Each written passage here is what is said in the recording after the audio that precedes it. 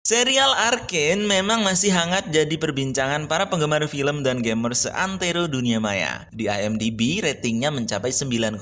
Sementara itu di Flix Petrol, ia tercatat dapat menggulingkan posisi Squid Game. Poinnya sedikit mengungguli serial trailer dari Korea Selatan tersebut, dan itu adalah hal yang cukup mencengangkan. Seperti yang kita tahu bagaimana dunia maya memperbincangkan Squid Game selama berminggu-minggu. Kemunculan serial Arcane awalnya memang bikin kita skeptis, terutama penggemar film yang sudah sering di PHP-in dan trauma sama film-film yang diangkat dari game. Sejarah kerap membuktikan kalau film-film yang diangkat dari game biasanya mengusung plot yang kacau, kisah dangkal, dan aksi yang tidak pernah sebaik versi gamenya. Namun, Arcane rupanya memecahkan keyakinan itu. Kendati membawa nama besar League of Legends, game MOBA dengan lebih dari 150 juta pengguna aktif per bulan, tetapi Arcane keren dengan caranya sendiri. Arcane punya banyak hal untuk ditawarkan kepada penonton, termasuk mereka yang sama sekali belum pernah bermain League of Legends. Lantas, gimana nih kalau saya tidak pernah tahu soal League of Legends sama sekali?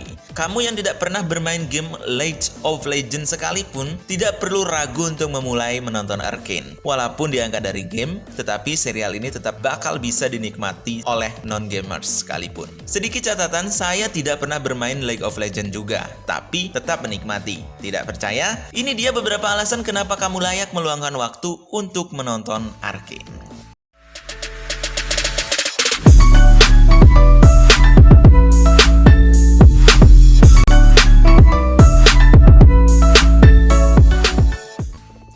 Yang pertama, formula cerita yang familiar dengan si hobi nonton. Arcane berfokus pada cerita V dan Powder, dua kakak beradik yang tinggal di Zaun, kota bagi si miskin. Sementara itu di sudut lain terdapat Piltover, kota bagi si kaya, tempat di mana pengetahuan, kemakmuran, dan peraturan bersumber. Para rakyat Zaun hidup dalam chaos, kriminalitas, kecemburuan sosial, dan keinginan untuk memberontak. Sementara itu kota Piltover terlihat lebih tertata dengan masyarakat yang terdidik. Formula ini sebenarnya sudah cukup sering dipakai di berbagai film, contohnya seperti The Hunger Games, Snowpiercer, dan juga Elysium. Namun, formula ini tidak pernah basi dalam menciptakan empati dari penonton. Penonton bakal selalu berempati sama jurang sosial dan cenderung terhubung dengan tokoh utama yang tidak beruntung. Tanpa basa-basi, Arcane langsung mengawali kisah dengan kesenjangan itu. Kita bakal langsung bisa merasakan betapa tidak enaknya menjadi warga Zaun, betapa gelapnya hidup V, Powder, dan teman-temannya, Milo serta Cloak, dan tidak lupa juga Vander, yang merupakan mantan pejuang pemberontakan yang gagal.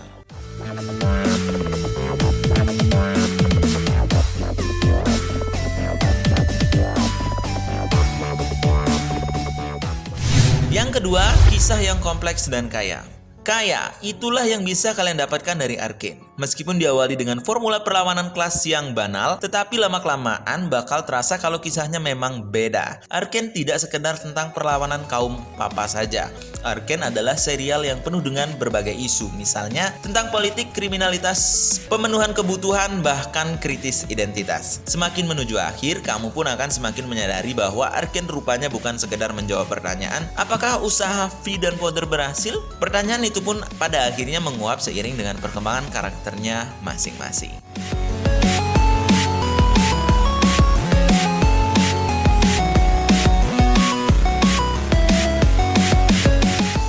Para tokoh abu-abu yang bikin penasaran. Awalnya, siapa jagoan kamu dalam Arcane? Apakah V, Powder, Milo, dan Cloak, atau Vander? Awalnya kamu akan memihak tokoh-tokoh tertentu dan membenci tokoh lainnya. Namun, lama-kelamaan kamu bakal menyadari bahwa beberapa tokoh tidak perlu disukai terlalu berlebihan. Memang, ada tokoh-tokoh antagonis yang lebih punya tujuan jahat dan merusak. Namun, V sendiri tidak dapat sepenuhnya dibenarkan. Bahkan bisa dibilang V lah yang membuat Powder betul-betul melupakan identitas dirinya di masa depan dan membuka sisi gelap dari Powder karena kesalahan ia anggap kecil. Soalnya, kekecewaan Powder ini membuat ikatan darah tidak dapat mengobati rasa sakit hatinya, mengubahnya menjadi sosok orang yang benar-benar berbeda. Jadi, siapa hero di dalam kisah ini? Tidak semudah itu dijabarkan. Mungkin kamu sendiri harus memutuskan siapa yang akan kamu anggap sebagai hero.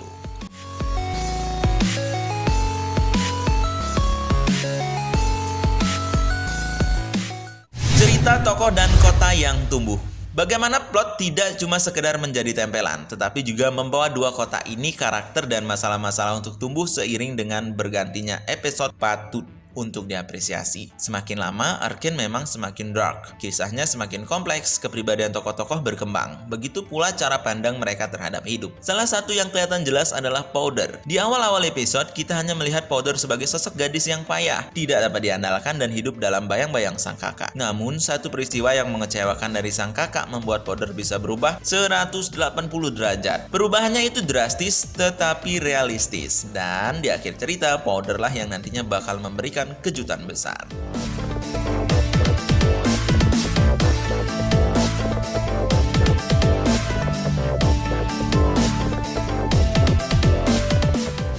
Yang terakhir, grafis yang begitu cantik. Menonton Arcane membuatmu seperti sedang berlaga dalam game yang impresif. Serunya, kamu nggak perlu susah payah main game. Kamu hanya perlu duduk dan mengikuti kemana kisah akan membawa kamu. Grafisnya sangat sungguh-sungguh cantik. Penggambaran kota-kota yang begitu dramatis dan tentu saja animasinya yang unik. Sekilas, orang-orang bakal bilang kalau Arcane adalah animasi 3D. Namun, menurut Barthelemy Maunori, direktur animasi Portice untuk film ini, Arcane tidak sepenuhnya 3D. Pemodelan latar dan karakter tidak menggunakan 3 dimensi. Dilansir dari Mashable, latar belakang dunia distopia ini dilukis dengan tangan secara digital. Sementara itu, karakter dibuat bertekstur. Maka, Arcane terlihat seperti lukisan yang timbul. Cantik karena chaosnya terasa.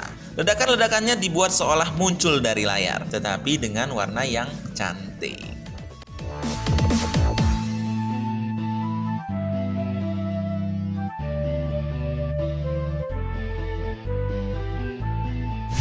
Jika kamu tidak punya banyak waktu untuk menikmati dunia League of Legends yang kaya dan penuh tantangan, kamu bisa menonton Arcane untuk mendapatkan sensasi yang serupa. Rating tinggi dan skor yang mengalahkan Squid Game memang tidaklah berlebihan, karena serial ini layak untuk mendapatkannya. Ada 9 episode yang bisa kamu nikmati di Netflix. Buat kamu yang sudah nonton, share pengalaman menonton kalian di kolom komentar. Jangan lupa untuk share video ini, kita bertemu lagi di video selanjutnya.